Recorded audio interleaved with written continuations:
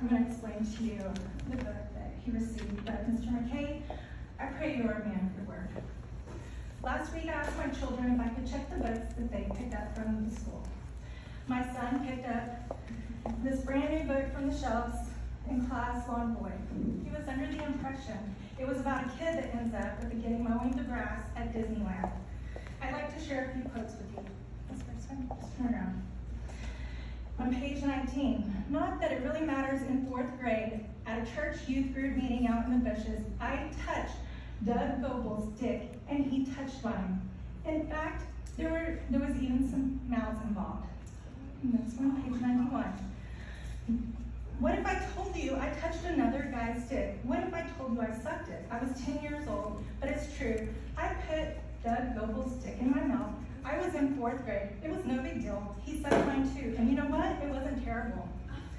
Page 174. I don't know if I need a sign for this one. Yeah, I did.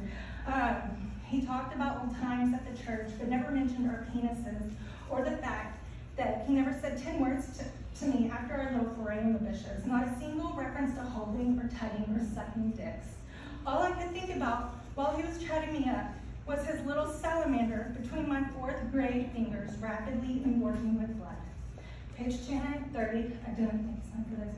Why won't you admit we sucked each other's dicks? We shared a Hershey's bar, then you showed me your dick. The next thing I know, it's in my mouth. We sucked each other's dick, and you're pretending it didn't happen.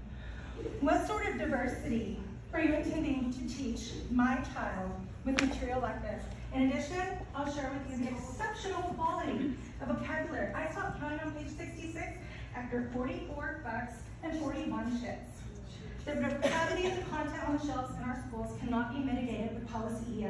At this point, I need you to know that according to policy FFH, hold this one please, local sexual harassment is defined as unwanted sexual advances, sexually motivated verbal, non-verbal conduct, or other conduct or communication of a sexual nature when the conduct is so severe, persistent, or pervasive that it affects the student's ability to participate in or benefit from an educational program or activity, or otherwise adversely affects the student's educational opportunities or creates an intimidating, hostile educational environment. What sort of educational environment do you think the plethora of sexually graphic books selections create for my children, or for any child for that matter?